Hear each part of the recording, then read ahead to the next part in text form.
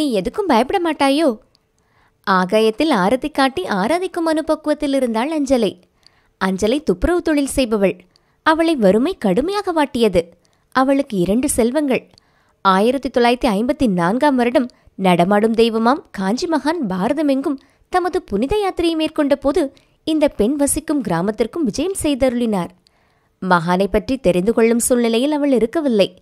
நம்ம ஊருக்கு ஒரு சாமியார் வந்து தங்கியிருக்கிறாரே, அவரை பார்த்துட்டு வரலாமா என்று நடமாடும் தெய்வம் முகாமிட்டிருந்த இடத்திற்கு வந்தாள். தன்னுடன் தன் 2 பாலகர்களையும் அழைத்து சென்றிருந்தாள். பக்தை என்று குறிப்பிட முடியாத அந்த நிலையில் ஏதோ பார்வையாளராக வந்தவள் மகானை பார்த்து வணங்கிவிட்டு தன் பிள்ளைகளோடு நகர எத்தனித்தாள். பேர் என்னன்னு கேளு. மகானின் உத்தரவு. அஞ்சலங்க என்று சொன்ன அவள் தான் செய்யும் தொழிலையும் சொல்லி தனக்கு 2 பிள்ளைகள் என்று ஒப்புவித்துவிட்டு நகரும் நிலையில்தான் அப்போதும் அவள் மனநிலை இருந்தது. அவளை கூப்பிடு. சென்றவளை தெய்வம் அழைத்தது. அவள் வந்தாள். பயம் ஒரு பக்கம். உன் பேரு அஞ்சலன்னு சொன்னியே, நீ எதுக்கும் பயப்பட மாட்டாயோ என்று அன்பும் குறும்பும் கலந்து காருண்யமூர்த்தியின் வினா எழுந்தது. அஞ்சலை மகானின் தீட்சண்ய பார்வையால் ஆட்கொள்ளப்பட்டு அப்போது பரமபக்தியின் நிலைக்கு தள்ளப்பட்டாள். விளையாட்டாக மகான் இன்னொரு கேள்வியை கேட்க பக்திக்கு வறுமையின் வேதனையிலும் சிரிப்புத்தான் வந்தது.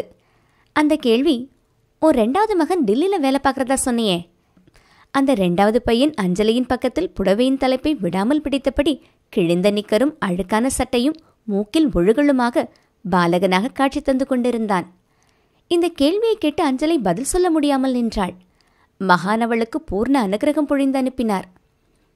அப்போதே மகானை மனதில் இருத்தி கொண்ட அந்த பக்தை தன் 2வது பிள்ளையை பற்றி கேட்பதன் உட்பொருள் என்னவாக இருக்கும் என்கிற சிந்தனை துளியுமில்லாமல் மகாபெரிவா பக்தி என்னும் அருள் மட்டுமே அவளுக்கு பெரிதாக தெரிந்தது. தினமும் குளித்து முடித்துவிட்டு கற்பூரத்தை வெளியே சூரியனுக்கு காட்டுவாள்.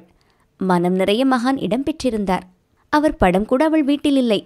தனக்கந்த அருகதை இல்லை என்று தன்னை சமாதானம் செய்து கொண்ட அவள் எந்த பக்தருக்கும் தோன்றாத எண்ணமாக எங்கும் வியாபித்திருக்கும் மகானை ஆகாயத்தில் ஆராத்தி காட்டி ஆராதிக்கும் மனப்பக்குவத்தில் இருந்தாள். வாழ்க்கையில் படிப்படியாக வந்த சிரமங்களை பயமில்லாமல் எதிர்கொண்ட அஞ்சலை சுமார் 25 வருடங்களுக்கு பிறகு 2008ஆம் ஆண்டு திரும்பவும் அந்த ஊருக்கு ரத யாத்திரையாக மகானின் உற்சவமூர்த்தி வந்தடைந்த போது பேரானந்தம் அடைந்தாள்.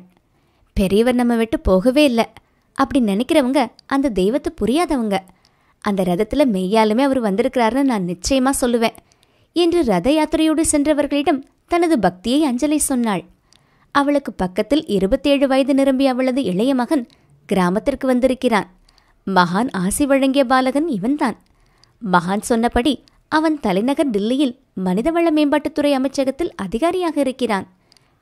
இப்போது அவனது மகனுக்கு முடியிறக்க கிராமத்திற்கு வந்திருக்கிறான். இதை அவள் விபரமாக சொன்னபோது அன்றே அவன் டெல்லியில் வேலை பார்ப்பதாக சொன்ன மகானின் அருளாசியை நினைத்து ஊர்வலத்தில் சென்ற பக்தர்கள் பரவசமடைந்தனர். மகானே நேரில் வந்துவிட்டார் என்று ரதத்தை நோக்கி கைகூப்பி அஞ்சலையை கண்டு பக்தர்கள் மெய்சிலிர்த்தார்கள். இன்று இந்த அஞ்சலையை போன்ற பக்தர்கள் உலகமெங்கும் இருக்கிறார்கள் என்பதை நம்மால் மறுக்க முடியாது.